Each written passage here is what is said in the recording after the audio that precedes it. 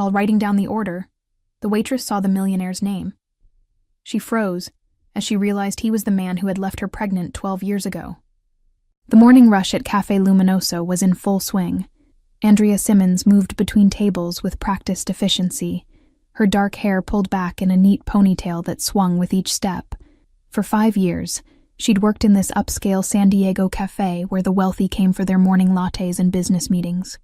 It wasn't glamorous, but it paid the bills and offered flexible hours, essential for a single mom with a 12-year-old son. "Order up for table 7, called Marco from behind the counter. Andrea grabbed the tray of drinks and navigated through the maze of tables. Table 7 was in the corner by the window, prime real estate in the cafe world, where soft light streamed in and offered a view of the bustling street. As she approached, she glanced at the check to confirm the order. The name stopped her cold. Michael Harrison. Her hands trembled slightly as she set down the first cup. "1 Americano for..." The words died in her throat as she looked up. There he was, 12 years older but unmistakable.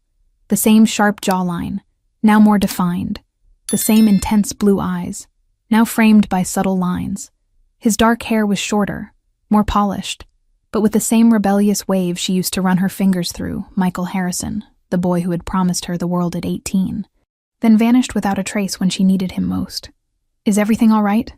Michael asked, barely looking up from his phone. Andrea blinked, forcing herself back to the present. "Yes, sir. Sorry." She finished setting down the drinks, acutely aware of her racing heart. He didn't recognize her. Of course he didn't. The Andrea he knew wasn't a waitress with tired eyes and calloused hands. "Will there be anything else?" she managed to ask. "That's all for now." His attention had already returned to his phone. Andrea retreated to the safety of the counter, her mind reeling with memories she'd fought hard to suppress.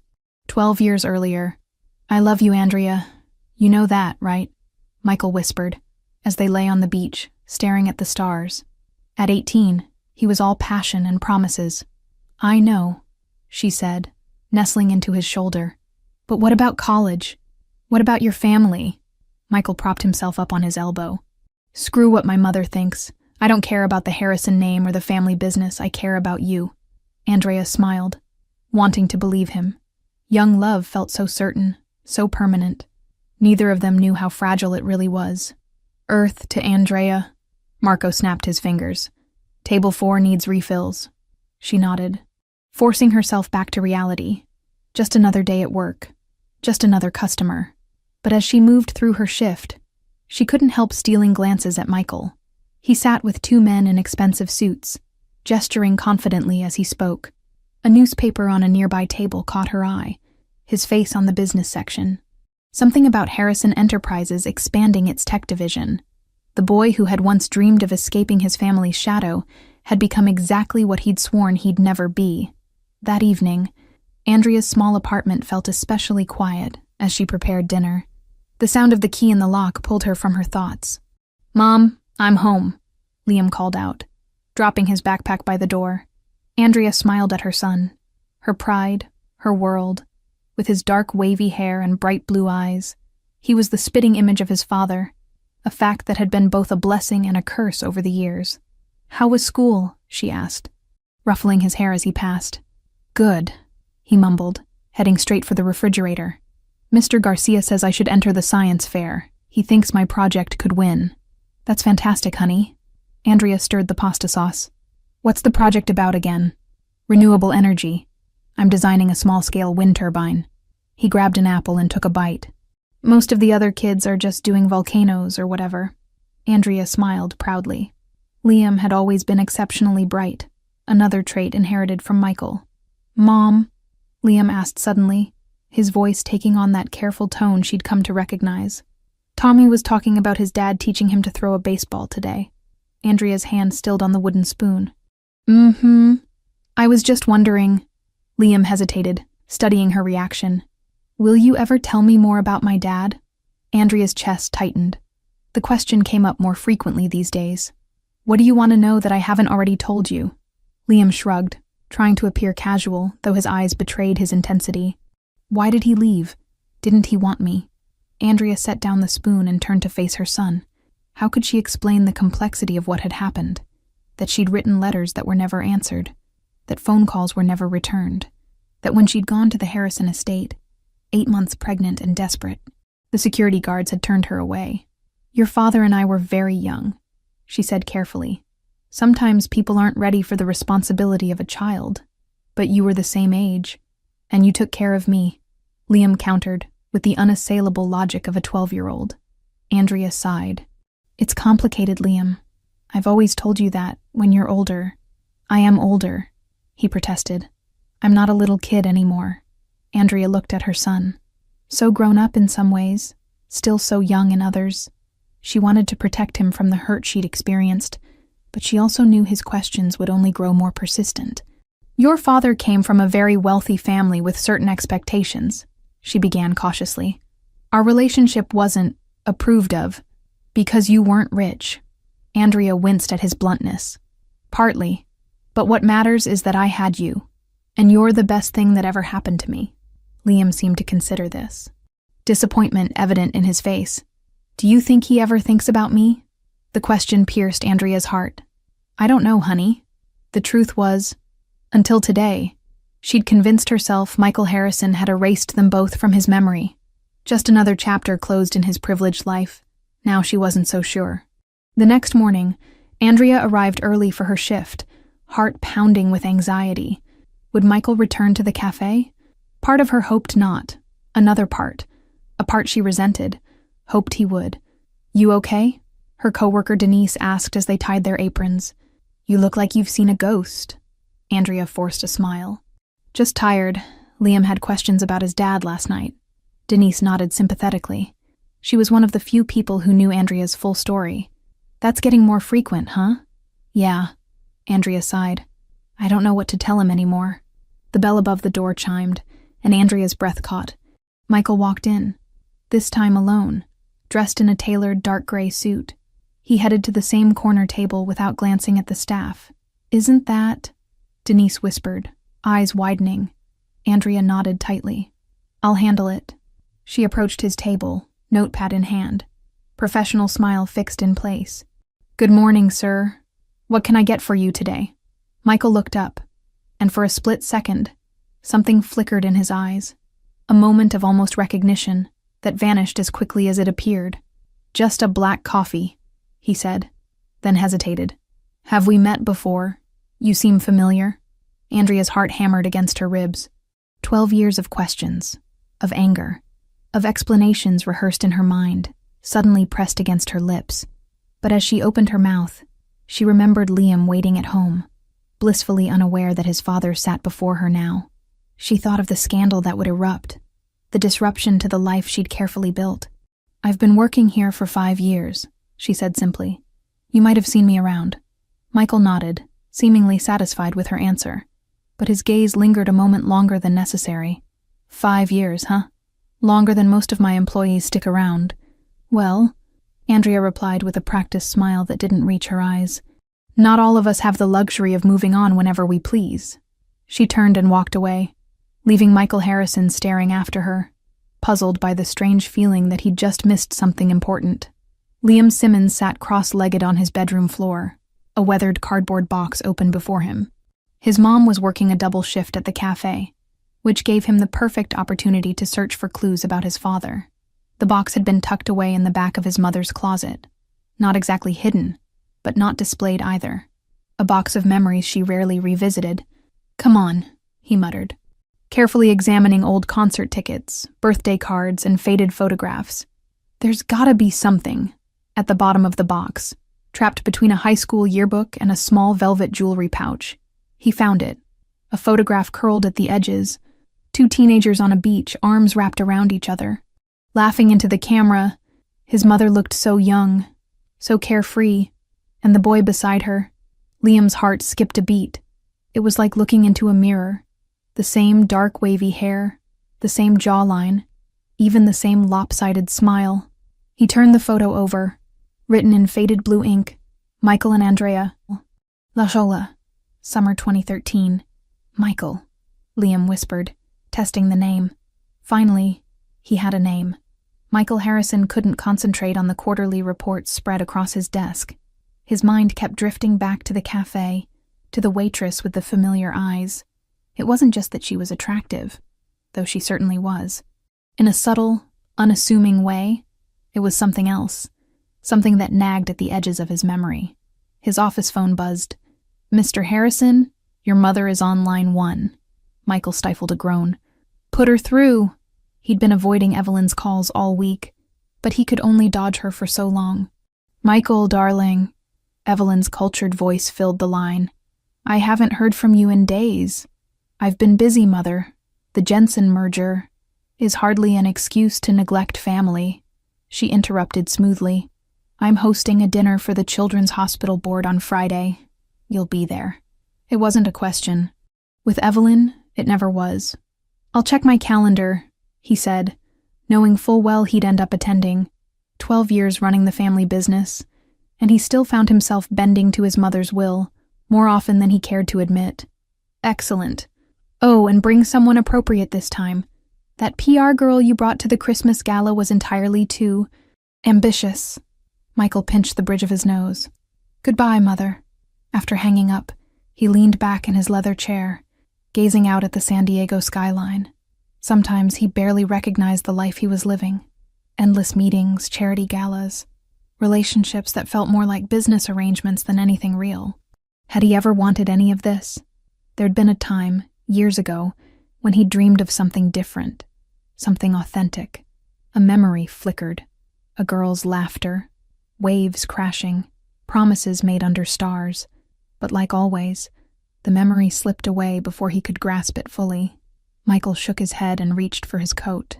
He needed coffee, and maybe, just maybe, another glimpse of those hauntingly familiar eyes. Andrea nearly dropped the coffee pot when she saw Michael enter the cafe for the 3rd day in a row. This was becoming a pattern, one that left her increasingly on edge. "Your favorite customer's back," Denise whispered, nodding toward the corner table where Michael was settling in. "He's not my favorite anything," Andrea hissed back. "Well, he specifically asked for you yesterday when you were on break, just saying." Andrea's stomach tightened. "What did he want?" "Just coffee, but he seemed disappointed when I told him you weren't available." Denise raised an eyebrow suggestively. "Don't," Andrea warned. "It's not like that." "If you say so," Denise said skeptically. "But rich, handsome guys don't keep coming back for our mediocre coffee." Andrea sighed and straightened her apron. "I'll handle it." As she approached Michael's table, she steeled herself against the rush of emotions his presence triggered. Anger, hurt, and something else she refused to acknowledge. "The usual?" she asked, keeping her voice neutral. Michael looked up from his laptop and smiled. That same smile that had once made her 18-year-old heart race. "Please. And maybe you could recommend something to eat. I have a conference call in 20 minutes. The Turkey Club is popular," Andrea said automatically. "Perfect." Michael closed his laptop. "Andrea, right? Your name tag was covered yesterday." Hearing her name and his voice after so many years sent an unwelcome shiver down her spine. "That's right. I'm Michael." "I know," she replied, then quickly added, "Your name's on the credit card receipts." He chuckled. "Occupational hazard of having a somewhat recognizable name. People either know too much about me or nothing at all." Andrea bit back a bitter retort. If only he knew how much she knew, and how much he didn't. "I'll get your order in," she said, turning to leave. "Wait," Michael said, causing her to pause. "This might sound strange, but I can't shake the feeling we've met before." Andrea's heart hammered. Part of her wanted to tell him everything right there, to watch the recognition and shock wash over his perfect, composed face. But another part, the protective mother who'd built a life from scratch, held back. "I've just got one of those faces," she said with a shrug. "I'll bring your coffee." Across town, in the sprawling Harrison estate overlooking the Pacific, Evelyn Harrison hung up the phone with a satisfied smile. The charity gala was taking shape nicely. Another opportunity to showcase the Harrison family's generosity while securing valuable business connections. Her personal assistant knocked lightly on the open door. "Mrs. Harrison, the information you requested on the Jensen merger." "Thank you, Claire." Evelyn took the folder and glanced through it. "Any word from Michael today?" "He's been in meetings all morning," Claire replied. But there was a message from his assistant about reserving a table at the Four Seasons for dinner with the board members. Evelyn nodded approvingly. At least her son was handling that part of his responsibilities well. Sometimes she worried about Michael. There was a restlessness in him, a dissatisfaction she couldn't quite place. The boy had everything: wealth, position, good looks, yet something was missing. Oh, and Mrs. Harrison? Claire added hesitantly. There's been another inquiry about the family archives, a graduate student researching San Diego's business dynasties. Evelyn's expression hardened slightly. Deny the request. The Harrison archives remain private. As Claire left, Evelyn moved to the antique secretary desk in the corner of her office. With practiced movements, she unlocked the bottom drawer and removed a small leather-bound book, her diary from 12 years ago. She rarely revisited these pages, but something about Michael's recent distraction troubled her. She flipped through the entries until she found what she was looking for. July 18th, 2013. Finally resolved the Andrea situation. The girl took the money and promised to disappear. Michael must never know about the child. The Harrison line will not be tainted by some waitress's bastard offspring. It's for his own good. Evelyn closed the diary with a snap. She'd done what was necessary to protect her son, to protect the family name. Some secrets needed to stay buried. Her phone chimed with a text message from her assistant. Mr. Harrison has been visiting Café Luminoso in La Jolla several times this week. The Jensen meeting has been moved there tomorrow at his request. A chill ran through Evelyn. Café Luminoso. Why did that name sound familiar? She opened her laptop and searched quickly for the cafe's staff directory. When Andrea Simmons' employee profile appeared on the screen, Evelyn's blood ran cold.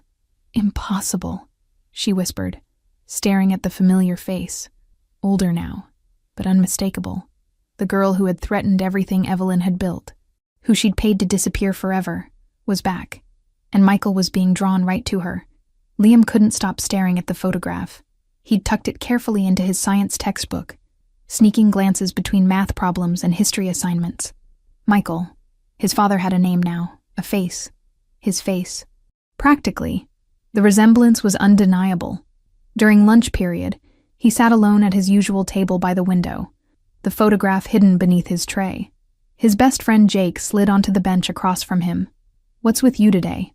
Jake asked, stealing one of Liam's apple slices. "You're all weird and quiet." Liam hesitated, then carefully slid the photo toward Jake. "I found this in my mom's stuff." Jake's eyes widened. "Dude, is that your dad?" "I think so," Liam whispered, quickly taking the photo back when a teacher walked by. "His name is Michael. Have you Googled him?" Liam shook his head. "Michael what? It's just a first name." "Well, where was the picture taken? Any other clues?" "Just La Jolla written on the back." Liam sighed. "And my mom would kill me if she knew I was snooping." Jake pulled out his phone under the table. "Let's try Michael La Jolla businessman since he's probably around your mom's age now." Liam leaned closer as Jake scrolled through search results. Nothing promising appeared until Jake switched to image search, and there, in a photo from a charity event last year, was a face Liam recognized instantly. "That's him," Liam breathed, grabbing the phone. "Michael Harrison." Jake whistled low. "Dude, the Harrisons are loaded like mega rich. They own half of downtown." Liam stared at the screen in disbelief. The caption under the photo read, "Tech mogul Michael Harrison announces $5 million donation to Children's Hospital at annual benefit gala." "There's another event coming up," Jake said, pointing to a news article. "The Harrison Foundation's Spring Benefit for Education. It's this Friday at the Bayside Convention Center." Liam's mind raced with possibilities. If he could somehow get to that event, see this man in person. "I have to go," he decided. "Are you insane?" Jake looked at him like he'd grown a second head. "It's probably some fancy ticket thing for rich people." "I'll figure something out," Liam insisted, a plan already forming in his mind. Michael arrived at Café Luminoso with 2 executives from Jensen Technologies in tow. He'd suggested the cafe for their meeting partly because of its excellent coffee, but mostly because of the waitress with the eyes that haunted him. Mr. Harrison, the cafe owner, a jovial Italian man named Antonio, greeted him personally. "Your usual table is ready." Michael nodded appreciatively. Becoming a regular had its perks. As they settled in, Michael scanned the cafe for Andrea, feeling a twinge of disappointment when he didn't see her. "So, Harrison," Jensen said, "tell me why I should trust you with my company's future." Michael shifted back into business mode, outlining his vision for integrating Jensen's innovative tech into the Harrison portfolio. But halfway through his pitch, movement by the counter caught his eye. Andrea had arrived for her shift, tying her apron and laughing at something her coworker said. Something about her laugh tugged at his memory. "Excuse me," Michael said to his companions. "I just spotted someone I need to speak with briefly. I'll be right back." Before Jensen could protest, Michael was on his feet, moving toward the counter. "Andrea?" he said, surprised by the urgency in his own voice. She turned, clearly startled to see him approaching the staff area. "Mr. Harrison, your usual server will be with you shortly. Actually, I wanted to talk to you about something else." Michael lowered his voice. "The cafe. I'd like to make a donation through my foundation, for renovations, new equipment, whatever's needed." Andrea's expression shifted from surprise to suspicion. "Why?" "Community investment. It's what we do." He handed her a business card. "The Harrison Foundation Spring Benefit is this Friday. We support local businesses, educational initiatives. You should come. Bring your family." Andrea stared at the card as if it might bite her. "I work Friday nights. I can speak to Antonio," Michael offered. "I'm sure he'd give you the night off for this." "Mr. Harrison," Andrea said, her voice tight with an emotion he couldn't quite place. "I appreciate the offer, but I don't need your charity." "It's not charity," Michael insisted, feeling inexplicably desperate to connect with her. "It's an opportunity. For the cafe, for what?" Andrea challenged, her composure cracking slightly. "Why are you really here, Michael? Why this cafe? Why me?" The use of his first name, the intensity in her eyes, it struck something deep within him. "I don't know," he admitted.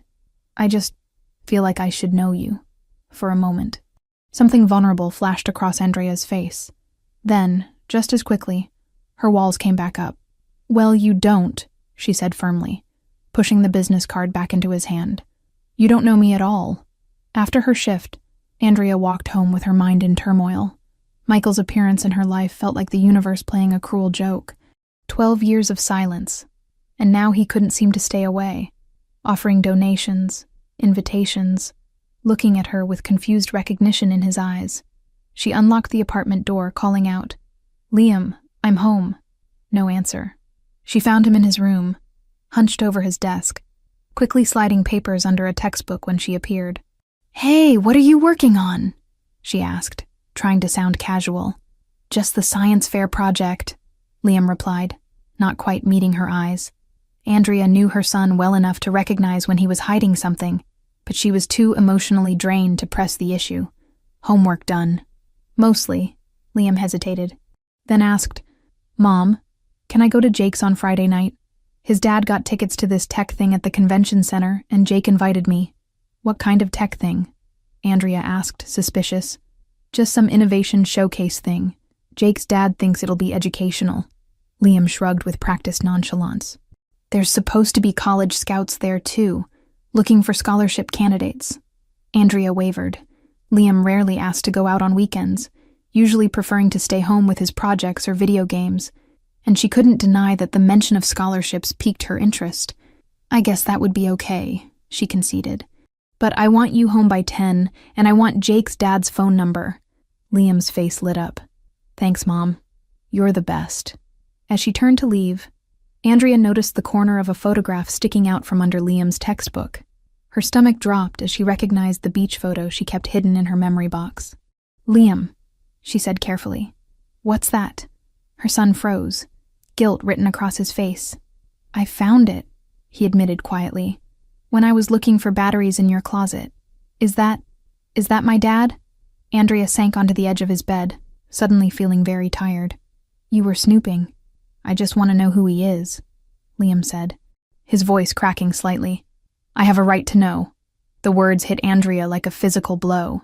She'd always known this day would come, when vague explanations wouldn't be enough anymore. "His name was Michael," she admitted. "We were very young." "Michael Harrison," Liam said. Andrea's head snapped up. "How did you—" "I Googled him," Liam confessed. And I found out about the benefit on Friday. That's where Jake's dad is taking us. It's not really a tech thing. A cold dread washed over Andrea. Liam, absolutely not. You are not going to that event. Why not? Liam demanded, anger and hurt flashing in his eyes, so like his father's. Because you don't want me to meet him. Don't I deserve to at least see what he's like? You don't understand, Andrea insisted, struggling to keep her voice level. It's complicated. Then explain it to me, Liam shouted. Why won't you just tell me the truth? Did he really abandon us? Or is there more to the story? The question hung in the air between them. Andrea thought of the letters she'd sent, returned unopened. The phone calls never returned. The security guards at the Harrison estate turning her away. But she also thought of the confusion in Michael's eyes at the cafe, the way he seemed drawn to her without understanding why. Was it possible he didn't know? After all these years, was it possible he truly hadn't known about Liam? I don't want you getting hurt, she finally said. I'm already hurt, Liam replied quietly. Every time someone asks about my dad and I have nothing to say. Every father-son event I miss. Every time I look in the mirror and see a face that isn't yours. Andrea felt tears threatening. She pulled her son into a hug, feeling him stiffen briefly before relaxing into her embrace. Give me some time, she whispered. Please don't go to that event, not yet, I need to figure some things out first. Liam pulled back, studying her face. Are you going to talk to him? Tell him about me? Andrea touched his cheek gently. I don't know yet, but I promise. We'll figure this out together. Later, alone in her room, Andrea held the beach photograph, tracing Michael's young face with her finger. Tomorrow, she decided. Tomorrow she would confront him with the truth. But when tomorrow came, everything would change in ways none of them could have anticipated. Evelyn Harrison arrived at Café Luminoso shortly after it opened, before the morning rush. She'd carefully timed her visit. Michael would be in meetings until noon, giving her ample opportunity to handle this situation. The bell chimed softly as she entered, scanning the quiet cafe with critical eyes. It was a pleasant enough establishment, she supposed, though certainly beneath the Harrison standard. Her gaze settled on the dark-haired woman behind the counter, and her jaw tightened. Andrea Simmons, older, more refined perhaps, but undeniably the same troublesome girl from 12 years ago. Good morning, Andrea greeted with a professional smile that faltered when she recognized her customer. Mrs. Harrison, you remember me, Evelyn said coolly, approaching the counter. How convenient. Andrea's posture stiffened.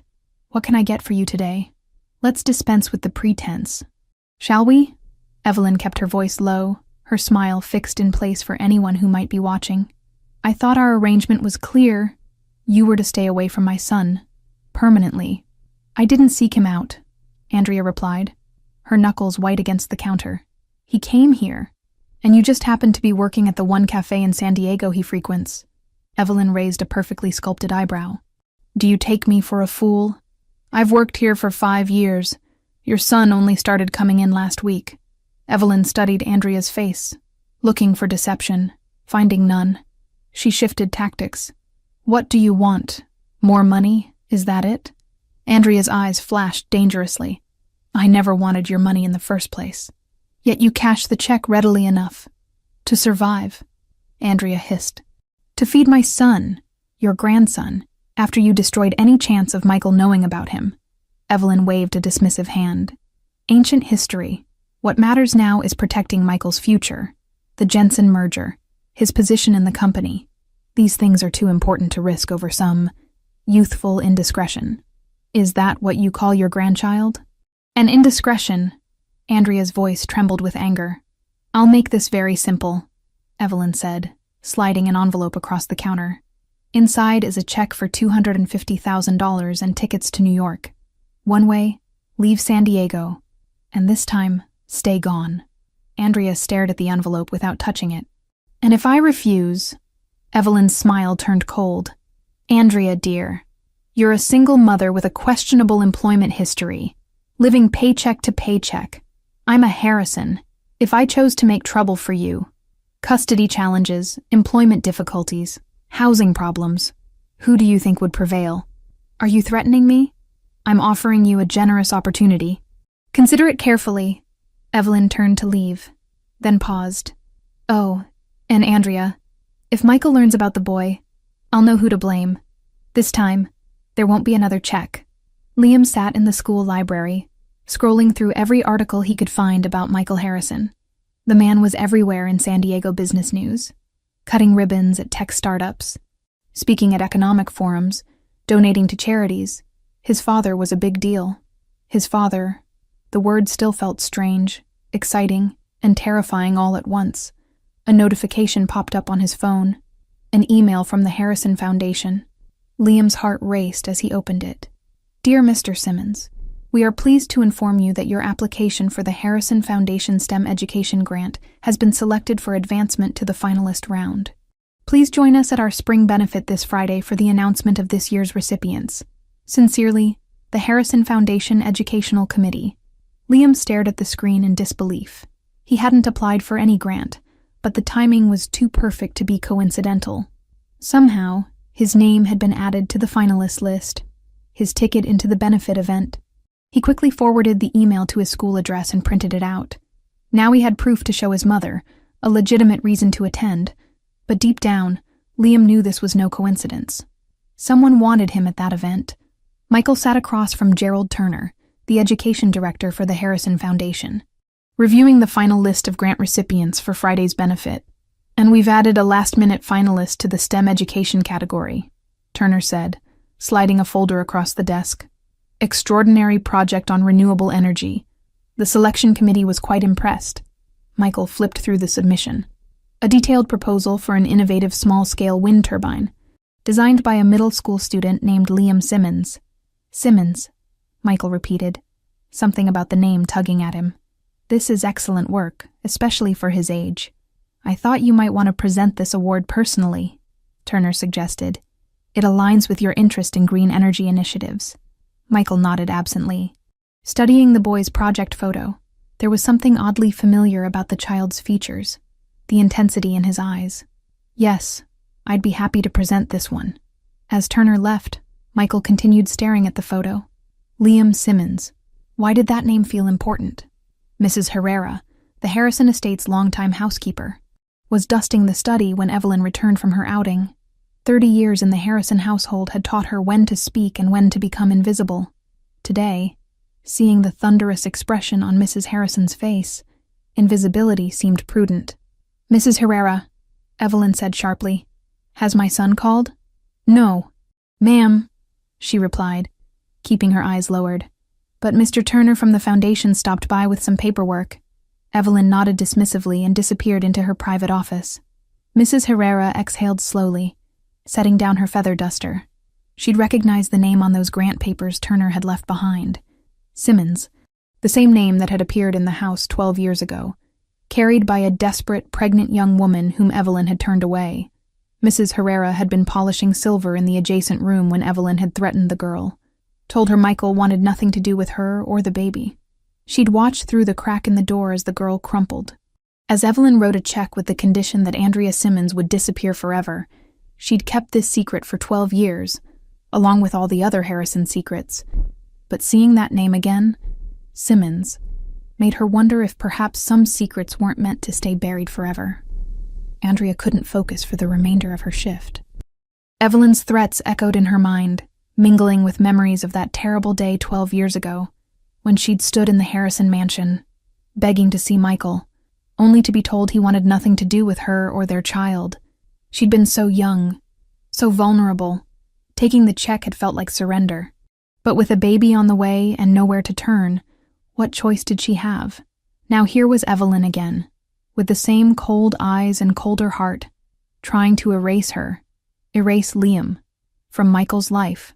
But this time, Andrea wasn't a scared teenager. This time she wouldn't be bullied when she returned home.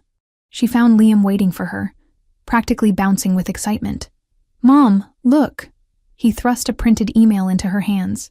I got selected as a finalist for a Harrison Foundation grant for my wind turbine project. The award ceremony is at the benefit on Friday. Andrea scanned the email, her blood running cold. Liam, this doesn't make sense. You never applied for this grant. Maybe Mr. Garcia submitted my project. He's always saying I should enter more competitions. Andrea shook her head. This had Evelyn Harrison written all over it. A trap. A way to identify Liam publicly and then discredit him somehow. I don't think you should go. Liam's face fell. What, Mom?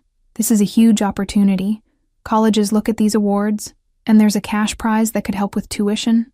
It's not what you think, Andrea insisted, struggling to find the right words without revealing too much. Is this about him? Liam demanded. About Michael Harrison. Because I figured it out, Mom. I know he's going to be there. I know he's my father. Liam, Jake's dad already agreed to take us. If you don't let me go with them, I'll find another way. The determination in his eyes, so like Michael's, told Andrea he meant every word. Her son had inherited his father's stubborn streak, for better or worse. Fine, she relented, making a quick decision. But I'm coming with you. Liam's expression brightened. Really, you'll come? Yes, Andrea said firmly. It's time we both got some answers. What she didn't tell him was that she had no intention of letting Liam anywhere near the stage, or Michael, until she understood exactly what Evelyn was planning. If the Harrison matriarch wanted a confrontation, she'd get one, but on Andrea's terms. For 12 years, she'd protected her son from the truth. Now, she'd protect him from the Harrisons, even if it meant finally revealing everything she'd kept hidden for so long, as Liam hugged her tightly, whispering, "Thank you," against her shoulder. Andrea closed her eyes, praying she wasn't making the biggest mistake of their lives. The Bayside Convention Center glittered with San Diego's elite on Friday evening. Crystal chandeliers cast warm light over tables adorned with white orchids and silver candelabras, while waitstaff in crisp black uniforms circulated with champagne flutes. Andrea tugged uncomfortably at her navy blue dress, the only formal outfit she owned, as she and Liam approached the entrance. She'd spent most of her savings on a ticket after discovering that finalists were only allotted one guest pass, which Liam had already promised to Jake. "Remember what we agreed," she whispered to Liam. "We're just here for the award. No approaching Michael without talking to me first." Liam nodded, but Andrea recognized the gleam in his eyes, that mix of determination and curiosity that always got him into trouble. He looked so handsome in his borrowed suit, so grown up, and so painfully like Michael. "There's Jake," Liam said, waving to his friend near the registration table. "I'm going to check in with him." Before Andrea could protest, Liam had slipped into the crowd. She sighed, scanning the room for any sign of Evelyn Harrison. Whatever the woman was planning, Andrea intended to intercept it. Michael adjusted his bow tie in the reflection of his phone camera, mentally rehearsing his speech. These foundation events were routine. Shake hands, thank donors, present awards. But tonight he felt unusually anxious. 5 minutes. Mr. Harrison, an event coordinator, informed him. Michael nodded, pocketing his phone as his mother approached. Evelyn Harrison was resplendent in emerald silk, diamonds glittering at her throat and wrists. "You look distracted," she observed, straightening his already perfect tie. "Just reviewing my talking points," Michael replied. "The Jensen merger announcement is significant." "Indeed," Evelyn's gaze swept the filling ballroom. "I took the liberty of inviting the Whitaker girl tonight, Helena. Her father's firm would be an excellent addition to our legal team." Michael suppressed an eye roll. His mother's matchmaking attempts had grown more transparent over the years. "I'm perfectly capable of managing my own social life, Mother." "Evidently not," Evelyn said coolly. 32 years old and still no prospects for continuing the Harrison line. It's concerning. Before Michael could respond, Gerald Turner appeared at his elbow. "Sorry to interrupt, but we've had a slight change to the program. The STEM education grant presentation will follow immediately after your opening remarks." Michael frowned. That wasn't the plan. The young recipient has a strict curfew, Turner explained apologetically. His mother insisted. Something in Turner's tone caught Michael's attention. "His mother is here." "Yes. Mrs. Simmons purchased a ticket yesterday, quite determined to attend." Michael felt an inexplicable tightness in his chest at the name. Simmons, like the waitress at the cafe, like the boy receiving the award. Liam Simmons. "Fine," he agreed. "We'll adjust the schedule," as Turner hurried away. Michael noticed his mother's rigid posture, the tightness around her mouth. "Is everything all right, Mother?" Evelyn's smile didn't reach her eyes. "Perfectly fine, darling, shall we?" Liam couldn't stop fidgeting as he sat at a table near the stage with Jake and Mr. Peters. His eyes darted between the entrance where his mother had disappeared to use the restroom and the side door where staff occasionally emerged. "Dude, chill," Jake whispered. "You look like you're about to jump out of your skin." "What if he recognizes me?" Liam whispered back. "What if he takes one look and just knows?" Jake shrugged. "Isn't that what you want?" Before Liam could answer, the lights dimmed and a spotlight illuminated the stage. A distinguished-looking man in his 60s approached the microphone. "Ladies and gentlemen, welcome to the Harrison Foundation Spring Benefit. I'm Gerald Turner, Executive Director of the Foundation. It is my pleasure to introduce our host for the evening, the Chairman and CEO of Harrison Enterprises, Mr. Michael Harrison." The crowd applauded as Michael took the stage, commanding and confident in his tuxedo. Liam's heart hammered against his ribs. There he was, his father, in the flesh. "Thank you, Gerald." Michael's voice was deep, assured. The Harrison Foundation was established with a simple mission: to invest in our community's future. Tonight, we celebrate that mission with over $2 million in grants to local organizations and promising individuals. As Michael continued his speech, Liam studied every detail: the way he stood, the gestures of his hands, the inflection of his voice. It was like watching an older version of himself, right down to the way Michael ran his hand through his hair when transitioning to a new topic. "Our first award tonight recognizes innovation in renewable energy," Michael announced. "The Harrison Foundation STEM Education Grant goes to a remarkably talented young man whose wind turbine design impressed our entire selection committee. Please welcome to the stage Liam Simmons." The spotlight swung to Liam's table. Paralyzed by the sudden attention, he felt Jake nudge him hard. "That's you, man, go." On shaky legs, Liam rose and made his way to the steps leading to the stage. Each step felt momentous, carrying him closer to the man who had unknowingly shaped his existence.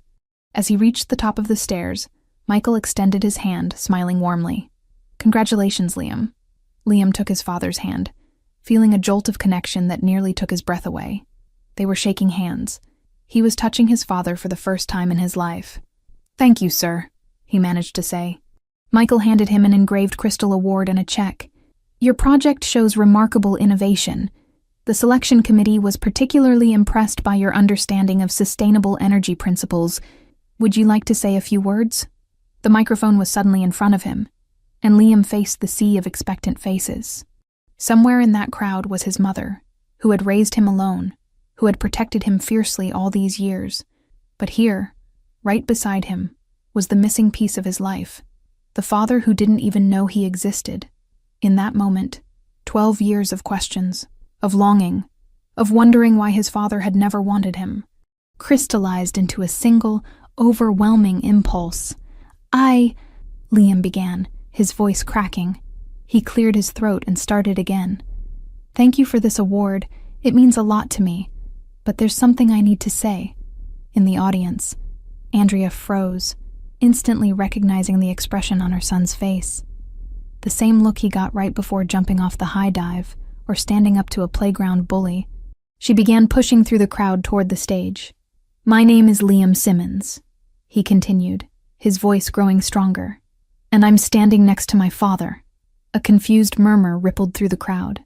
Michael's smile faltered, his brow furrowing in confusion.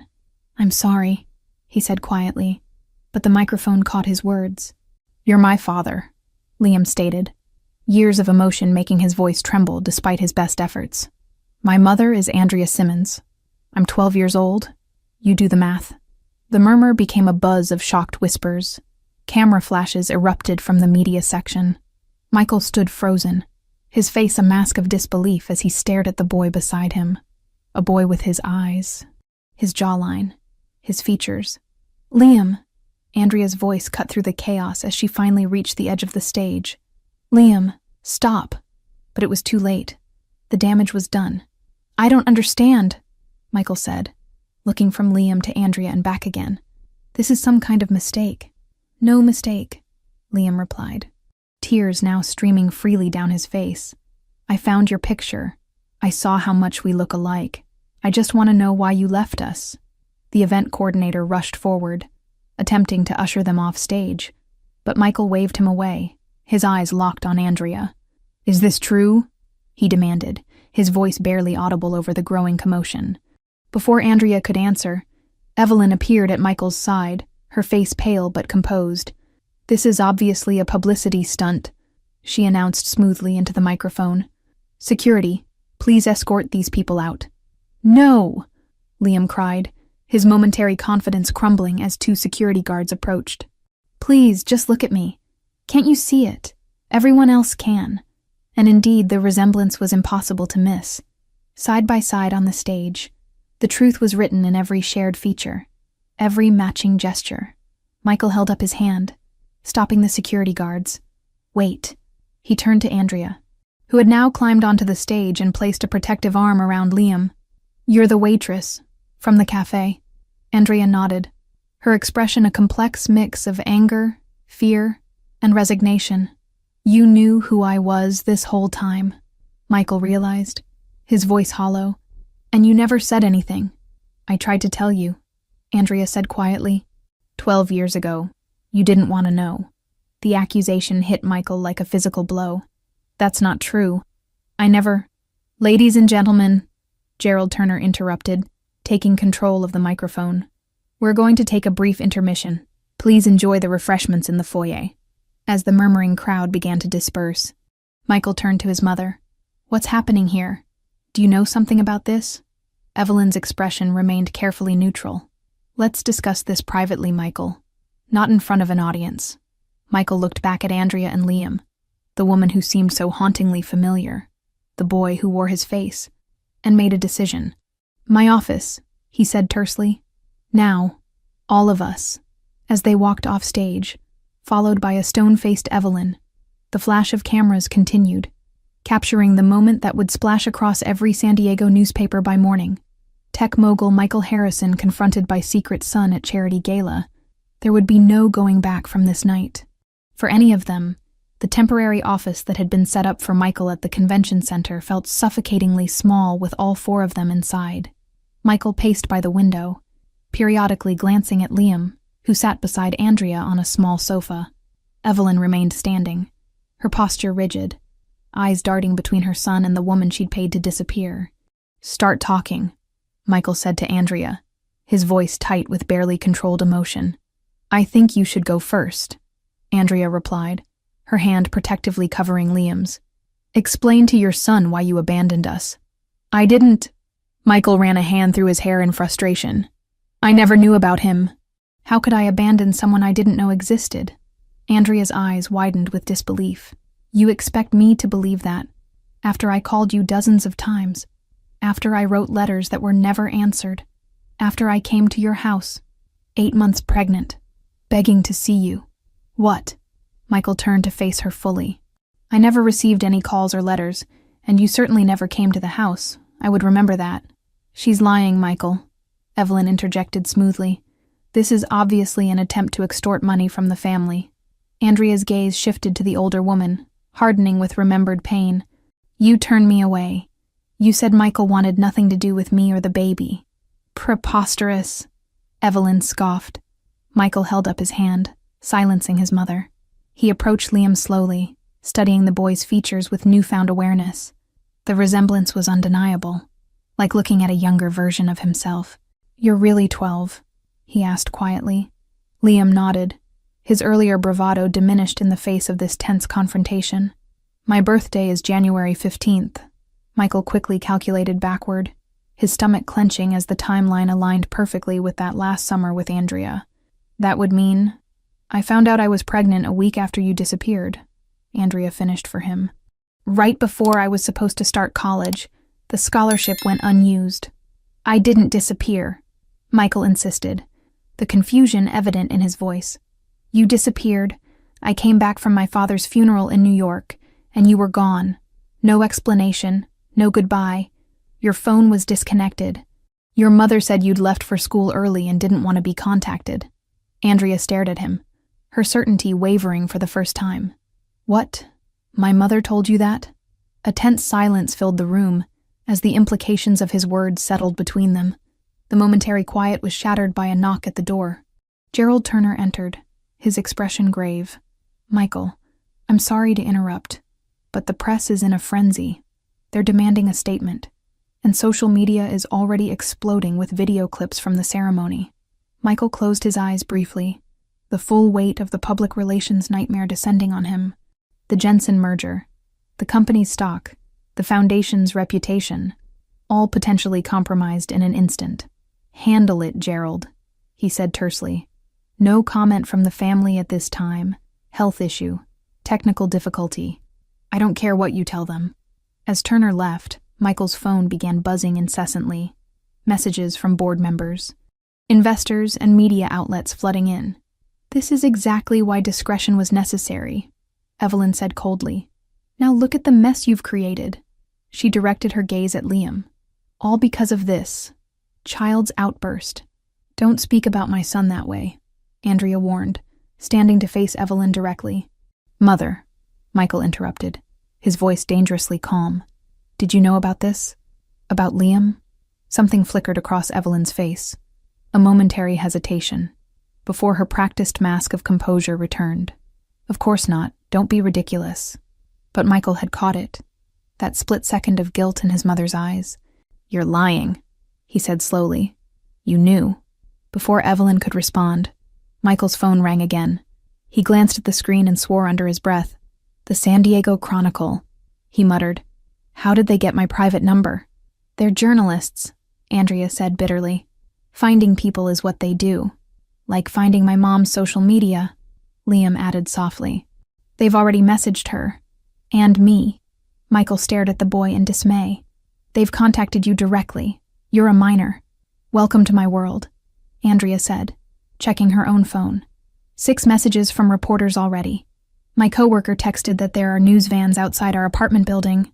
Michael's protective instincts flared unexpectedly. "That's unacceptable. You can't go back there tonight." "We don't have much choice," Andrea replied, the weariness evident in her voice. "You'll stay at the Four Seasons," Michael decided. "Under my name. I'll have security escort you." "We don't need your charity," Andrea began. But Michael cut her off. "This isn't charity. It's damage control. And Liam deserves better than to be hounded by reporters on his doorstep." At the mention of his name, Liam looked up, his expression a complicated mix of emotions. "So you believe me? That I'm your son?" Michael met the boy's gaze. His own eyes reflected back at him. "I think we need a DNA test to make everything official, but yes, I believe you." The admission seemed to lift a weight from Liam's shoulders. He glanced hesitantly at his mother, who gave a slight nod of approval. "While this touching family reunion is heartwarming," Evelyn interjected, her voice dripping with sarcasm, "there are practical matters to attend to. The foundation gala is still ongoing, Michael. Your absence is already noted." "The gala is the least of my concerns right now, Mother." "The Jensen merger isn't," she countered sharply. "Peter Jensen is out there, watching this spectacle unfold. Hundreds of millions of dollars hang in the balance." Michael hesitated, torn between his immediate responsibilities and the pull to stay with Andrea and Liam, to begin unraveling the mystery of the past 12 years. Andrea recognized his dilemma. "Go," she said quietly. "Handle your business. We've waited 12 years. We can wait a little longer."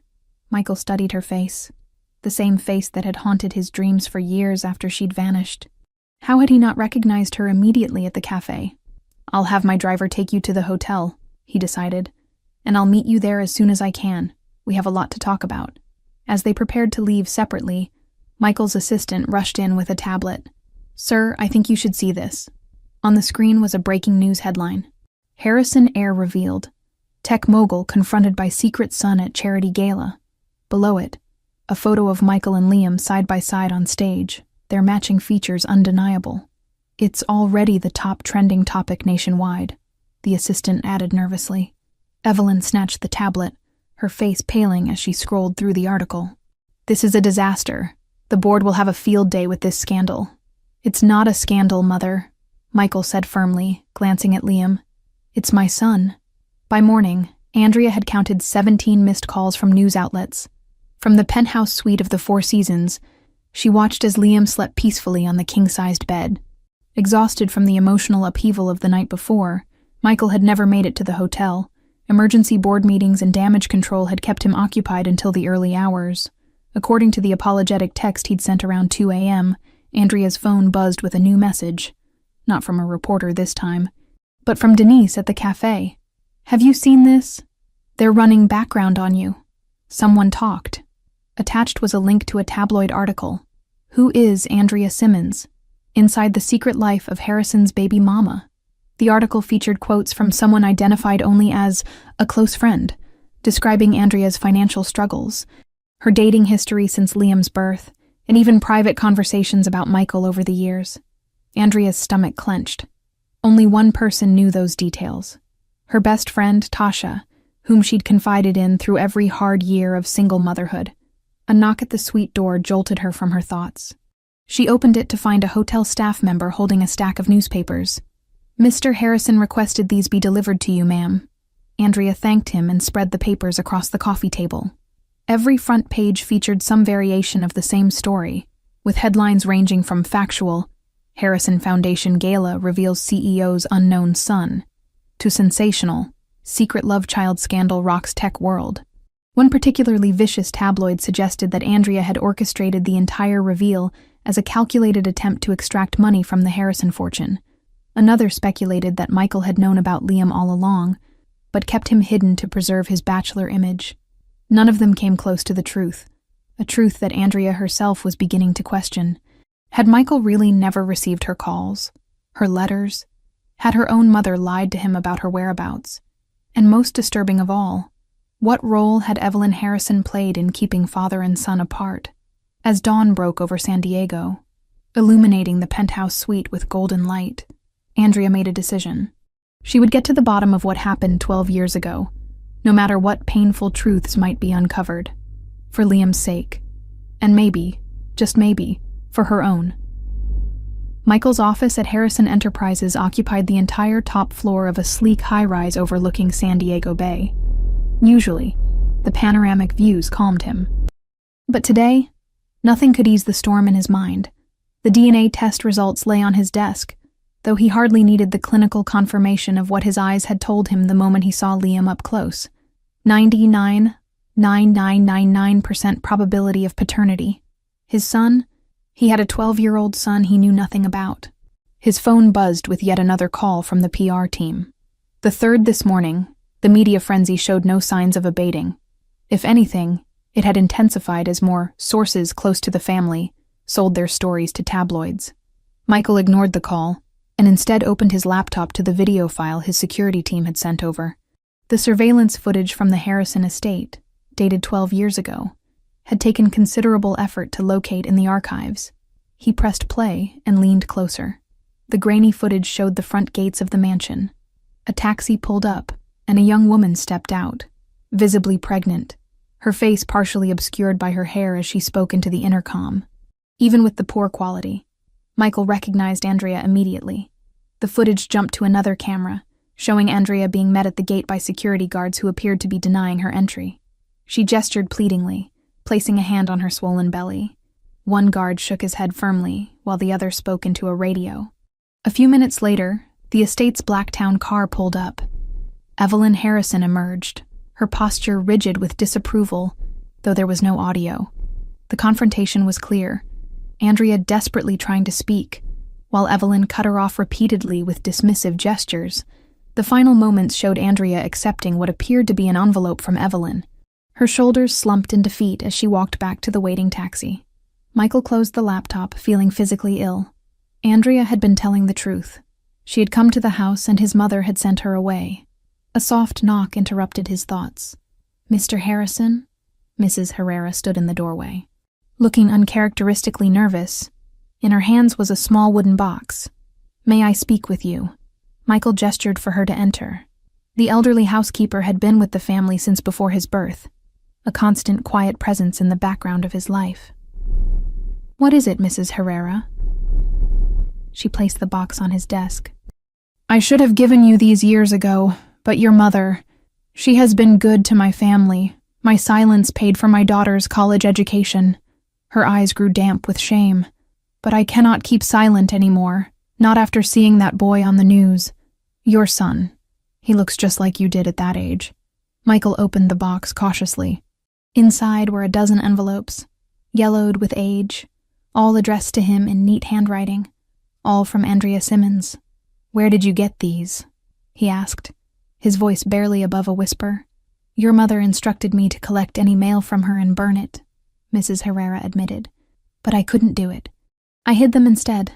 Michael picked up the first letter, dated a week after Andrea had supposedly disappeared, with trembling fingers. He opened it. "Michael, I've called a dozen times, but your number is disconnected. I went to your house, but the guard said you were away and wouldn't take my message. I don't understand what's happening. I need to see you. It's important. More important than I can say in a letter. Please call me as soon as you get this. I miss you." Andrea Michael moved to the next letter, then the next, each one more desperate than the last, culminating in the final letter where Andrea revealed her pregnancy. "I'm having your baby, Michael. I'm scared and alone, and I don't know why you won't see me. If you truly don't want anything to do with us, at least have the courage to tell me to my face." Mrs. Herrera watched as Michael's expression hardened. "There were phone messages too," she said quietly. "Your mother intercepted them all. Thank you for bringing these to me," Michael said, his voice controlled despite the rage building inside him. "You can go." As the door closed behind her, Michael picked up his desk phone. "Susan, cancel my meetings for the day and have the car brought around. There's something I need to take care of." Andrea sat across from Tasha at a quiet corner table in a cafe far from their usual haunts. After the media ambush outside her apartment building that morning, she'd needed somewhere discreet to confront her so-called best friend. "I can explain," Tasha began, nervously shredding a paper napkin. "Explain what?" Andrea kept her voice low, mindful of potential eavesdroppers. "How you sold private details of my life to the highest bidder. How you betrayed 12 years of friendship." Tasha had the decency to look ashamed. "They offered me $20,000, Andrea. $20,000. You know I've been behind on rent since the divorce. So you traded my privacy and Liam's for money?" The hurt in Andrea's voice was palpable. "I didn't tell them anything that would really hurt you," Tasha insisted. "Just enough for the story they wanted. And let's be honest, this could work out great for you. Michael Harrison is worth billions. Think about what that means for Liam." Andrea stared at her friend in disbelief. "Is that what you think this is about? Money? Isn't it? At least a little bit." Tasha leaned forward. "You've struggled for years, Andrea. Single mom, working double shifts, pinching pennies. Now the father of your child turns out to be one of the richest men in California. You're telling me you haven't thought about child support, college funds, the life Liam could have?" "Of course I've thought about what Liam deserves," Andrea admitted. "But that's not why I kept his photo, or why I took the cafe job near the financial district, or why I've driven past the Harrison estate more times than I can count over the years." "Then why?" Andrea's eyes welled with unexpected tears. "Because I loved him, Tasha. Because a part of me never stopped loving him. Even when I thought he'd abandoned us, and because Liam deserves to know where he comes from." Tasha's expression softened with genuine remorse. "I'm sorry, Andy. Really, I didn't think—" "No, you didn't," Andrea cut her off, rising from the table. "And now I'm not sure I can ever trust you again," as she walked out of the cafe. Her phone chimed with a text from an unfamiliar number. "This is Michael. We need to talk. I have the letters. All of them." Andrea froze on the sidewalk, her heart pounding. The letters. After 12 years, Michael had finally received her letters. Liam sat on the balcony of the hotel suite, watching the boats in the harbor while pretending not to notice the telephoto lenses occasionally aimed in his direction from neighboring buildings. Being the center of a media frenzy was both exhilarating and terrifying, exactly as he'd imagined fame might feel. His phone buzzed with yet another message from Jake. "Dude, you're trending. This is insane. When are you coming back to school?" Liam smiled faintly. School seemed like such a distant concern now. In the span of 24 hours, his entire life had been upended. He had a father who apparently hadn't abandoned them after all. The suite door opened, and Liam turned, expecting his mother. Instead, Michael Harrison stood awkwardly in the doorway, a leather messenger bag slung over his shoulder. "Your mom let me in," Michael explained. "She went to get coffee, said we might want some time alone." Liam stood, suddenly self-conscious. "Hi," Hi. Michael approached cautiously. This is strange, isn't it? Yeah, Liam agreed with a relieved laugh. Super weird. The tension eased slightly as Michael joined him at the balcony railing. Nice view. Better than our apartment, Liam admitted. We can see the dumpsters behind the Chinese restaurant. Michael smiled. The same lopsided smile Liam saw in the mirror. I lived in a place like that once. Before the company took off. My first apartment after college. The whole place smelled like kung pao chicken. An awkward silence fell between them. I'm sorry about the gala, Liam finally said. Mom's pretty mad about how I did it. It wasn't ideal, Michael acknowledged. But I understand why you did it. I might have done the same at your age. Really. I was pretty impulsive as a kid. Still am sometimes. Michael glanced sideways at his son. I'm told it's a Harrison trait. The corner of Liam's mouth quirked up. Mom says I get my stubborn streak from you. She's probably right. Michael turned to face Liam fully. Look, I know this is complicated, and I know I've missed everything. 12 years, your whole life. I can't get that time back. But I want you to know that I'm here now. If you'll let me be. Liam studied Michael's face, his own eyes looking back at him. Did you really not know about me? Michael shook his head, the pain evident in his expression. No, I just found out that your mom tried to tell me, many times, her letters. Her calls, they were intercepted. She even came to the house, but she was turned away. By your mom, Liam guessed. He stopped himself. By Mrs. Harrison. Yes, Michael confirmed. I'm still piecing it all together, but it seems my mother and possibly your grandmother conspired to keep us apart. Liam's eyes widened. My grandma was involved. Mom's mom. I don't know for sure, Michael admitted, but I intend to find out. He reached into his messenger bag and pulled out a small box. I brought something for you. I thought you might want to see these. Liam opened the box to find the stack of letters from Andrea to Michael. The paper softened with age. These are from Mom, he asked in wonder. Michael nodded. The letters she wrote me when she was pregnant with you. Letters I never received. Until today, as Liam carefully read through his mother's words from 12 years ago. Her fear, her confusion, her love. He began to understand the full measure of what had been stolen from them. Not just a father from a son, but a future from a young couple who might have built a life together. I have something too, Liam said suddenly, pulling out his phone. He tapped the screen a few times and handed it to Michael. Mom doesn't know I found these. Michael looked down at a series of photographs. Andrea and a baby Liam. Andrea helping a toddler. Liam blow out birthday candles. Elementary school photos. Sports teams. Science fairs. A visual timeline of all the moments he'd missed. I used to pretend you were just away on business trips, Liam admitted quietly. That one day you'd come home and be amazed at how much I'd grown. Michael's vision blurred with tears. He refused to let fall. I would have been there, he said, his voice rough with emotion. For all of it, you have to believe that. Liam nodded, something tight in his chest finally beginning to loosen. I think I do. When Andrea returned with coffee, she found them sitting side by side, Michael listening intently as Liam explained the intricacies of his wind turbine design.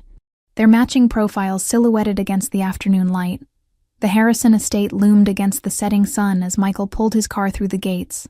The sprawling Mediterranean-style mansion had always felt more like a museum than a home, but today it felt like something else entirely. A crime scene where his life had been irrevocably altered. He found his mother in her study, calmly reviewing foundation documents, as if the world hadn't shifted on its axis. Evelyn glanced up, her reading glasses perched on the end of her nose. Michael, I was beginning to think you'd forgotten where you live. Her tone was light, but her eyes were wary as she took in his expression. The board is waiting for your statement on the situation. Michael placed the box of letters on her desk. I think we need to discuss the situation first, don't you? Evelyn glanced at the box, her composure faltering for just a moment. What are these? You know exactly what they are, Michael said, his voice dangerously quiet. Letters from Andrea. Letters you made sure I never received. Michael, don't. He held up his hand. I have the surveillance footage from 12 years ago. I've spoken with Mrs. Herrera. I know what you did. Evelyn removed her glasses slowly, buying time to gather her thoughts. Whatever you think you know. I know that Andrea came here, pregnant with my child, begging to see me. I know you turned her away. I know you gave her money to disappear. I protected you, Evelyn said firmly. You were 20 years old, with your whole future ahead of you. That girl would have ruined everything. That girl was the woman I loved, Michael shot back. And that everything you were so desperate to protect, my company, my reputation, none of it means anything compared to what you took from me. Don't be naive. Evelyn stood, her voice hardening. You were a boy with a summer fling. If I hadn't intervened, you would have thrown away the Harrison legacy for some waitress and her. My son, Michael cut in. Liam is my son, your grandson, a child who grew up without his father because of your lies. Evelyn's expression didn't soften. The Harrison name stands for something in this city. I wasn't about to let it be tarnished by scandal. Your father would have done exactly the same. Don't you dare bring him into this, Michael warned. Dad would never have kept me from my own child. Your father wasn't here, Evelyn snapped. He was dead, and suddenly I had to make all the difficult decisions alone. The girl was nothing, a phase you would have outgrown. The pregnancy was clearly a trap. Michael stared at his mother, truly seeing her for perhaps the first time. Cold, calculating, willing to sacrifice anything and anyone for the sake of the family name. I want the truth, Mother, all of it. Was Andrea's mother involved in this? Evelyn's mouth tightened. Elizabeth Simmons was amenable to our arrangement. She had her own concerns about her daughter's future. So the two of you conspired to separate us, Michael said, the betrayal cutting even deeper than he'd anticipated. Did you even tell me she called? That she came by? Or did you just let me believe she'd abandoned me after Dad's death? I told you she'd left for college early. It was cleaner that way. Cleaner, Michael repeated bitterly. You ruined 3 lives to keep things clean.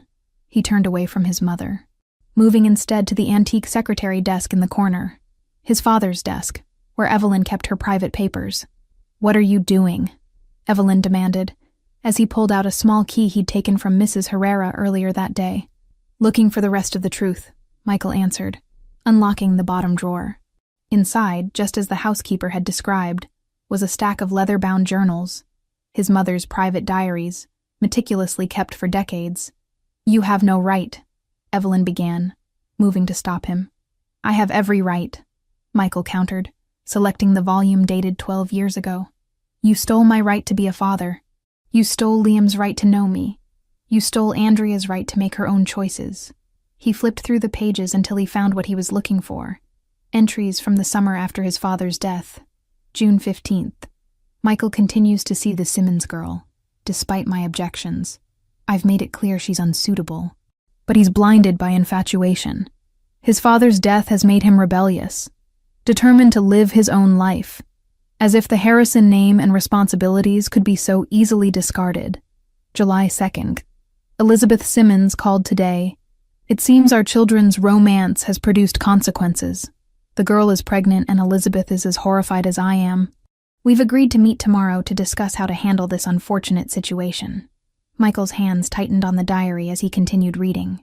The full scope of his mother's manipulation revealed in her own meticulous handwriting. The conspiracy with Elizabeth Simmons. The intercepted calls. The returned letters marked, address unknown. And finally, the confrontation at the gates, July 18th. The Andrea situation has been resolved. The girl took the money as expected. Elizabeth assures me she will ensure her daughter leaves San Diego for good. Michael must never know about the child. The Harrison line will not be tainted by some waitress's bastard offspring. It's for his own good. My own good, Michael echoed, looking up to meet his mother's gaze. You decided what was for my own good, without any regard for what I wanted, what I needed. You were grieving, Evelyn said defensively, vulnerable, making reckless decisions. I loved her, Michael said simply, and I would have loved my son, and thrown away everything your father built, everything I sacrificed for. Evelyn's voice rose with righteous indignation. You wouldn't have finished college. The company would have floundered. Our family name. Michael interrupted bitterly. That's all that ever mattered to you, wasn't it? Not me, not my happiness. Just the precious Harrison legacy. He turned toward the door, diary in hand. "Where are you going with that?" Evelyn demanded. "To show Andrea she deserves to know the full truth. You walk out that door with my private property, and I'll contest your position on the board," Evelyn threatened. "I still hold controlling interest in the company trust." Michael paused, turning back with a cold smile. "Go ahead, sue me. Contest my position. Let's air every bit of the Harrison family's dirty laundry in public. I'm sure the media would love that story." Evelyn blanched. "You wouldn't dare. Try me." Michael's voice was steel. "You taught me well, Mother. Never threaten unless you're willing to follow through." As he reached the door, Evelyn called out, her voice suddenly less certain.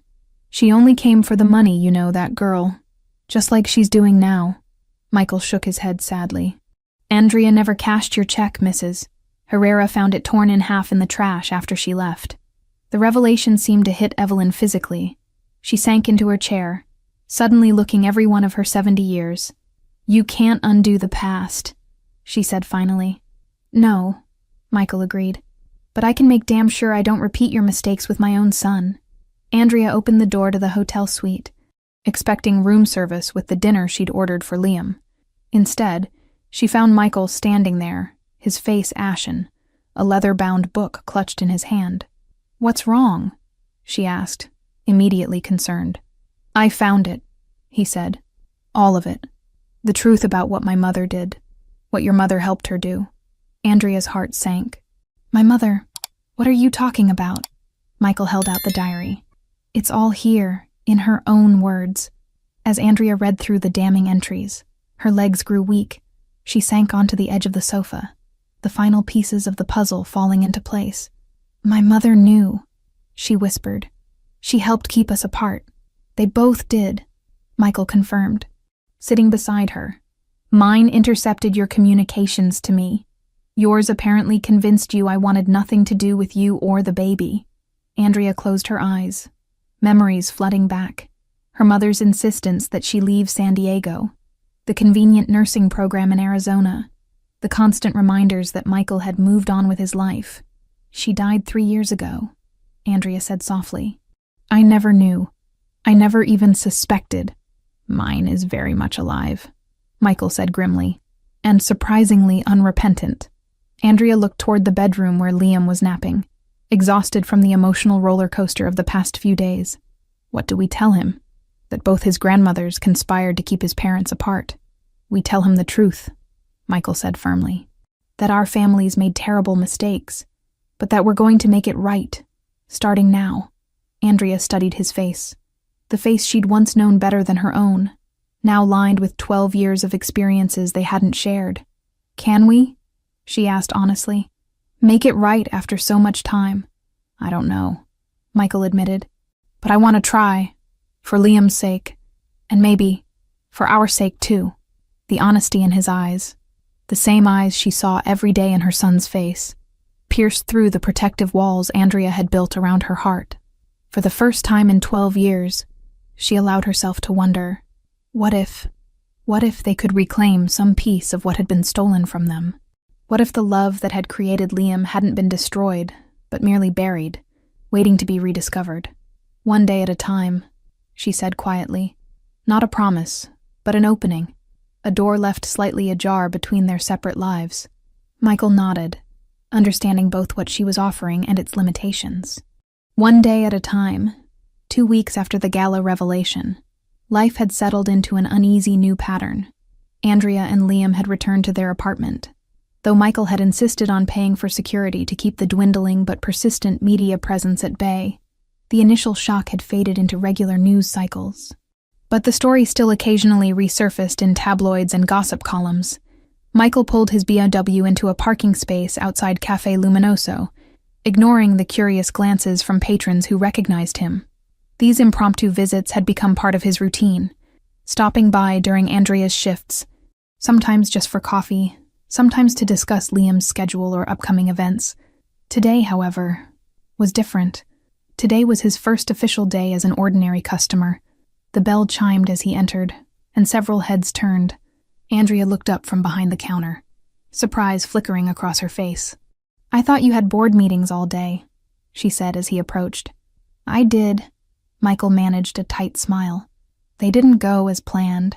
Andrea studied his expression, immediately sensing something was wrong. What happened? Michael glanced around at the other customers. Can we talk? Somewhere private, Antonio? The cafe owner noticed their conversation and waved Andrea toward the back. Take 15, Andrea. Use my office. Once the door closed behind them, Michael ran a hand through his hair, a gesture Andrea had come to recognize as a sign of frustration. The board voted to temporarily relieve me of my CEO duties, he said. The words clipped with barely contained anger. Until the personal situation is resolved and no longer distracting from company business. They can't do that, Andrea said, indignant. It's your company. It's a publicly traded company with a board answerable to shareholders, Michael corrected her. And my mother still controls enough stock to sway votes. Evelyn did this. Andrea's hands clenched into fists at her sides. She claims she's protecting the company, Michael said bitterly. The Jensen merger is stalled. Our stock has dropped 12%. Investors are nervous about leadership stability. Andrea sank into Antonio's desk chair, guilt washing over her. This is my fault. If I hadn't come back into your life. Don't. Michael cut her off firmly. None of this is your fault, or Liam's. The blame rests entirely with my mother and her manipulations. What will you do now? Michael's tense expression softened slightly. Honestly, I'm not sure. For the first time in my adult life, I don't have to be at the office by 7 or take calls at midnight. It's disorienting. Andrea couldn't help but smile at his bewilderment. Welcome to how the rest of us live. I thought I might use the time to get to know my son better, Michael said, his tone cautious, seeking her approval. If that's okay with you? The careful way he navigated their fragile co-parenting arrangement touched Andrea. Despite everything, he was trying so hard to respect her boundaries, her role as Liam's primary parent. He'd like that, she said softly. He's been talking about wanting to show you his full science project, the one that won the grant. I'd love to see it. Michael hesitated, then added, I was thinking, maybe I could help with his homework sometimes, or take him to his activities. Andrea nodded, warmth spreading through her chest at his eagerness to be involved in the everyday aspects of parenting. He has a science club competition this Saturday. He's been working on his wind turbine design. Saturday, Michael confirmed, pulling out his phone to make a note. I'll be there. As they walked back to the main cafe area, Michael paused. There's something else. I've scheduled a press conference for tomorrow morning. I'm going to publicly acknowledge Liam as my son and address the rumors about our situation. I wanted to make sure you're okay with that. Andrea studied his face. Why now? Because I'm tired of the speculation, the tabloid stories, the photographers following you and Liam. Michael's expression hardened. And because my mother is counting on me to hide from this, to treat it as something shameful. I won't do that. Liam deserves better. Andrea felt a surge of gratitude. Thank you. Michael ordered a coffee before leaving, insisting on paying full price despite Antonio's protests as he headed for the door. He turned back to Andrea. See you Saturday? She nodded, watching him walk to his car, a man whose world had been upended in ways even his vast resources couldn't control, yet who seemed, improbably, more authentic than she'd ever seen him. Saturday arrived with perfect weather for the outdoor science competition. Liam fidgeted nervously with his display board while Andrea helped set up his demonstration model. Do you think he'll really come? Liam asked, trying to sound casual. He said he would, Andrea replied, scanning the parking lot. Michael hadn't just said he'd come. He'd called twice to confirm the time and location, had asked what Liam might want for lunch afterward, had seemed almost as nervous as his son about getting it right. But he's probably super busy, right? Even on weekends with the company and stuff. Andrea chose her words carefully. Your father is making you a priority, Liam. That means he'll be here. As if on cue. A familiar figure appeared at the edge of the school field. Not the sleek executive in designer suits, but a more casual version in jeans and a button-down shirt, carrying a coffee tray, and what looked suspiciously like a bag from Liam's favorite donut shop.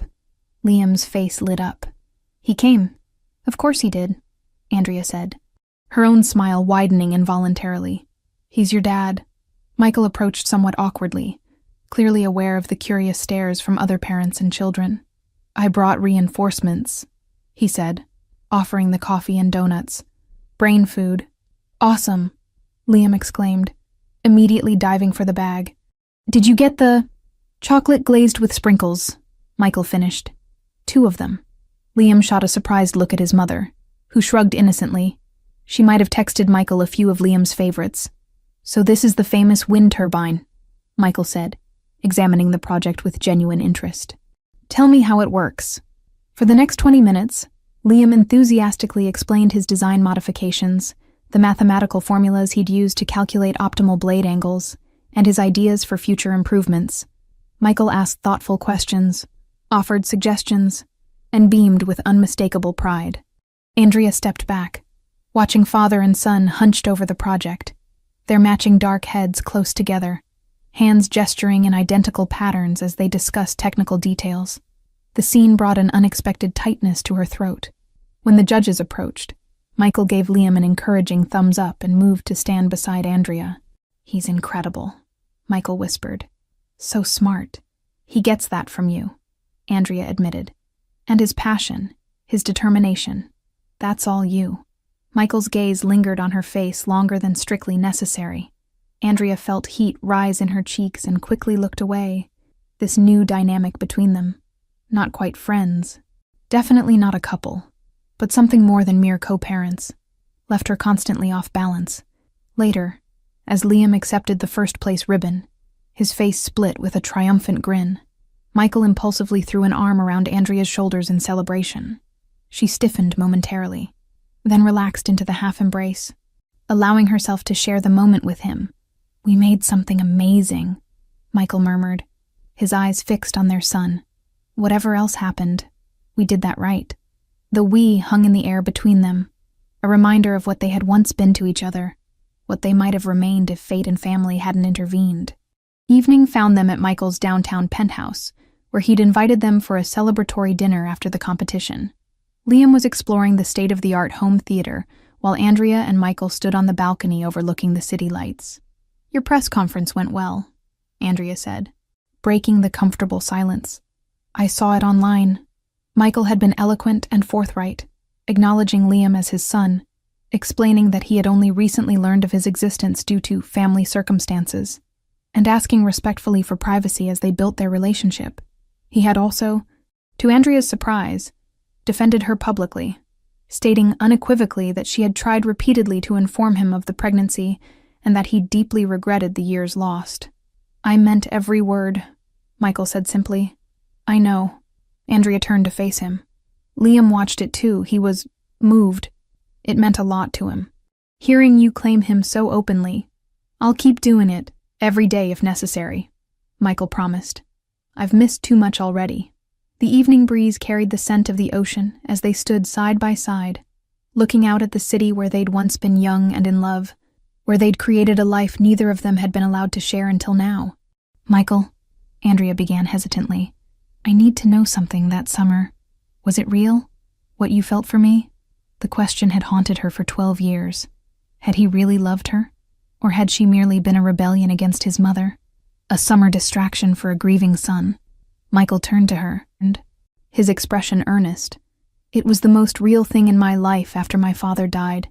Everything felt hollow, meaningless. Except you. You were my anchor when I was drowning. The simple honesty of his answer broke something loose inside Andrea. A knot of doubt she'd carried for so long she'd forgotten it was there. I never stopped wondering, she admitted. About you. About us. What might have been. Neither did I, Michael confessed. Even when I thought you'd left by choice, there was always something missing. I dated, even had a few serious relationships, but nothing ever felt complete. Inside, they heard Liam call excitedly about finding Michael's vintage video game collection. The moment between them, fragile, charged with unresolved feelings, paused as they smiled at their son's enthusiasm. One day at a time, Andrea reminded him gently, echoing their earlier agreement. Michael nodded, respecting the boundary she'd set. One day at a time. But the way his fingers brushed against hers as they turned to go inside held a question, a hope, that perhaps, someday, they might find their way back to what had been stolen from them. The private room at Café Luminoso had been transformed for the evening. Fairy lights strung across the ceiling and white roses adorning each table. Michael had rented out the entire cafe for the occasion. 1 month since Liam had revealed the truth at the gala. A lifetime since the summer romance that had created him. Andrea arrived exactly at 7, wearing a simple blue dress that brought out the color of her eyes. She paused in the doorway, taking in the intimate setting. Just one table set for 2, soft music playing in the background, and Michael standing nervously by the window. "You didn't have to do all this," she said, gesturing to the elegant setup. "I wanted to," Michael replied. "It seemed fitting to come back to where we reconnected." Andrea smiled, remembering the day he'd walked into the cafe and upended her carefully constructed life. "Where you ordered an Americano and didn't recognize me. The biggest oversight of my life," Michael said with a rueful smile. "Though in my defense, the last time I'd seen you, you had purple streaks in your hair and wore combat boots. I was very committed to my rebellious phase." Andrea laughed as she took her seat. Antonio himself served their meal, beaming with pride at hosting what he'd dramatically dubbed the reunion of the century as they ate. The conversation flowed easily between them. Updates on Liam's science project, stories from Andrea's college classes, news about Michael's recent foundation work. "So the board still hasn't reinstated you?" Andrea asked as they finished dessert. Michael shook his head. "Not officially, but I'm not sure I want to go back. At least not in the same capacity." "Really?"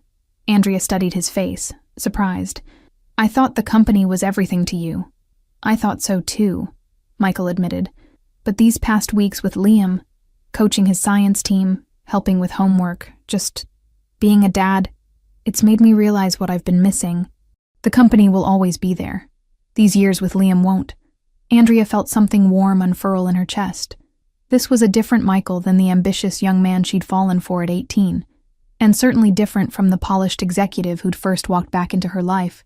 There was a depth to him now, a groundedness that came from having his priorities thoroughly rearranged.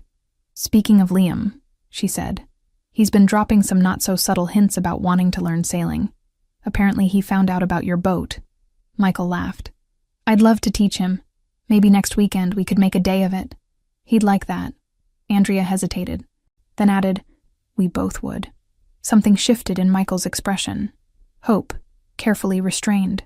Over the past month, they'd carefully navigated their new relationship as co-parents, both wary of overstepping, of rushing, of mistaking gratitude or relief for deeper feelings. "Andrea," Michael began, his voice taking on a serious tone. "There's something I need to tell you. About my mother." Andrea tensed slightly. Evelyn Harrison remained a shadow over their tentative new beginning, absent from Liam's life by mutual agreement, unrepentant about her past actions.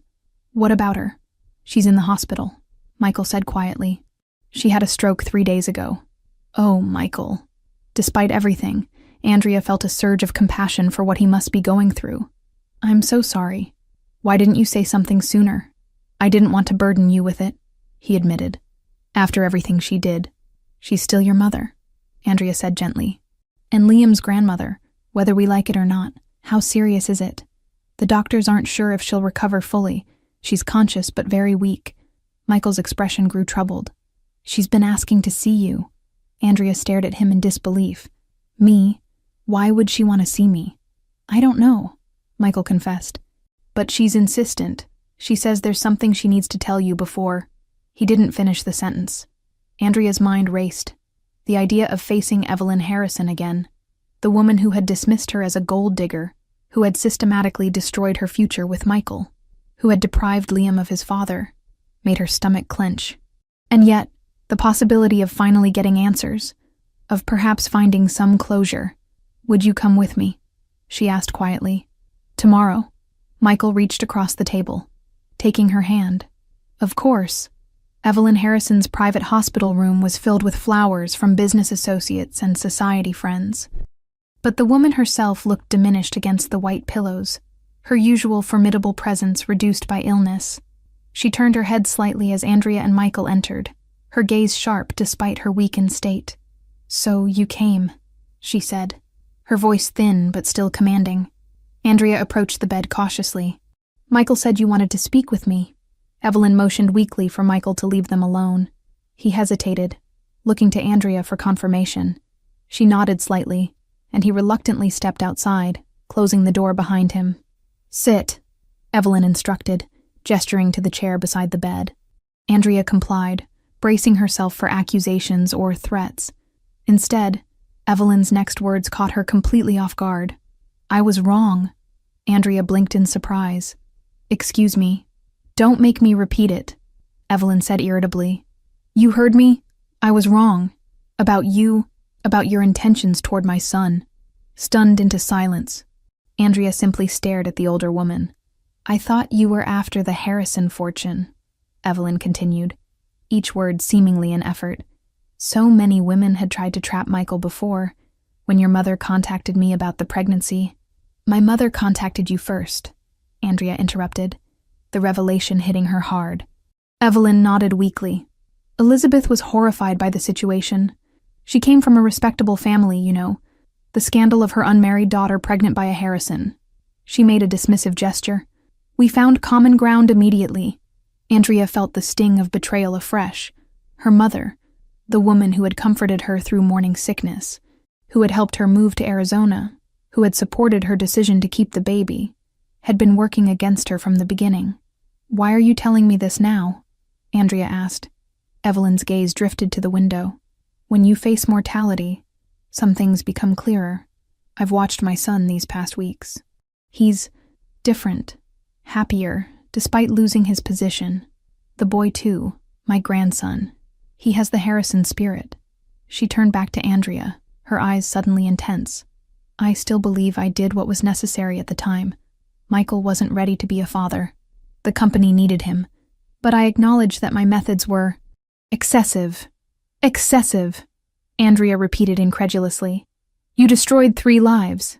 "I secured the Harrison legacy," Evelyn countered, a flash of her old steel returning. "But perhaps at too high a cost." She paused, seeming to gather strength. "There's something else you should know. Your mother didn't just help me keep you and Michael apart. She was the one who suggested it." Andrea felt as if the air had been sucked from the room. "What?" "Elizabeth Simmons approached me with concerns about your relationship with Michael. She worried about your future, your education. She thought you were too young to be tied to a man, even a wealthy one, through a child." Tears stung Andrea's eyes as pieces of the past rearranged themselves in her mind. Her mother's insistence that she move away, the convenient nursing program in Arizona, the constant reminders that single motherhood would be challenging but rewarding. "She never told me," Andrea whispered. "We agreed it was better that way," Evelyn said matter-of-factly. "Better for you to blame the rich, heartless Harrisons than your own mother." The cruelty of the deception, not just from Evelyn, but from her own mother, left Andrea breathless with anger and grief. "Why tell me this now? Why not take it to your grave?" Evelyn's expression softened almost imperceptibly. "Because my son loves you. He always has. And if you're going to build something together, for the boy's sake, it should be founded on truth, not lies." Andrea stood abruptly, needing space, air, distance from this woman and her 11th-hour confessions. "I have to go." "Andrea," Evelyn called as she reached the door. "I'm not asking for forgiveness. I'm offering understanding. There's a difference." Michael found Andrea on the hospital's rooftop garden, tears streaming down her face as she stared out at the city skyline. "What happened?" he asked gently, joining her at the railing. "What did she say to upset you?" Between sobs, Andrea related Evelyn's revelations about her mother's role in their separation. Michael listened in stunned silence, his arm tentatively circling her shoulders as her tears subsided. "I don't know what to believe anymore," Andrea confessed. "My whole life I thought you abandoned us. Then I thought your mother manipulated everything. Now I find out my own mother was equally responsible." She shook her head in disbelief. "How do you move forward from that kind of betrayal?" Michael was quiet for a long moment. "Maybe we don't move forward from it," he said finally. "Maybe we move through it, together." Andrea looked up at him, really seeing him, the man who had lost his father too young, who had been manipulated by his mother, who had built an empire to fill the void of what had been taken from him, and who now stood beside her, offering not answers but companionship in the uncertainty. "Together," she echoed softly. I know we said one day at a time, Michael began cautiously, but I want you to know that I never stopped loving you, Andrea. Not really. Even when I thought you'd left by choice, there was always a part of me waiting for you to come back. The simple honesty of his words broke through the last of Andrea's carefully constructed walls. Whatever their mothers had done, whatever lies had been told, the truth between them remained. They had loved each other once, had created a beautiful son together, and now stood on the precipice of a second chance neither had ever expected to receive. I think I'd like to try that coffee date now, Andrea said with a watery smile, referencing the invitation Michael had extended weeks ago at the cafe, an invitation she'd politely declined, too afraid to hope. Michael's face lit up with a boyish grin that reminded her powerfully of Liam. I know a great place. The owner's Italian. Makes the best cappuccino in town. 1 month later, the beach at La Jolla Cove was nearly empty in the early morning light. Andrea walked barefoot along the shoreline, the same stretch of sand where she and Michael had once made teenage promises under the stars. She spotted them in the distance, Liam running ahead, Michael following at a more measured pace, both carrying surfboards. Their weekly surfing lessons had quickly become Liam's favorite activity, a special time for father and son. As they approached, Liam waved excitedly. Mom, did you see me catch that wave? Dad says I'm a natural. I saw, Andrea called back, smiling at her son's enthusiasm. You're getting really good. Michael reached her side, salt water dripping from his hair, his eyes crinkling with happiness. He really is a natural, better than I was at his age. Thank you, Andrea said softly, not just for the compliment to their son, but for everything. For his patience, his forgiveness, his willingness to build something new from the ashes of what had been stolen from them. Michael understood, as he increasingly did these days. He took her hand, sand and salt water mingling between their fingers. I was thinking, he said casually, though his eyes betrayed his nervousness. Liam mentioned he wouldn't mind having a sibling someday. Andrea laughed, leaning into his shoulder. Did he now? And did you happen to put him up to that? I would never, Michael protested with mock offense, though I might have mentioned how fun it was growing up with cousins. Subtle, Andrea teased. They watched as Liam ran back into the waves, fearless and joyful, the living embodiment of their love for each other. We have a lot of time to make up for, Michael said softly. A lot of memories to build. Andrea turned to him. The man she had loved as a girl, lost through betrayal, and found again against all odds. Then we better get started. As their lips met, gentle and promising, Liam's delighted whoop echoed across the water. Approval from the child who had brought them back together, who had refused to let family secrets keep him from his father, who had been braver than any of them. On the horizon, the sun climbed higher, casting golden light across the water, across 3 figures on the shore. Not just a man, a woman, and a child, but a family, reborn from truth, forgiveness, and love that had never truly died. Epilogue. The Harrison Family Foundation's new headquarters opened to considerable media attention 6 months later. The modern building, with its innovative green energy systems inspired by Liam's designs, housed not only the charitable organization, but also a new initiative, the Second Chance program for single parents seeking education and employment opportunities. As cameras flashed during the ribbon-cutting ceremony, Michael stood proudly with Andrea and Liam beside him. His mother, still recovering but determined to attend, watched from a wheelchair in the front row, her relationship with her grandson still tentative but slowly warming.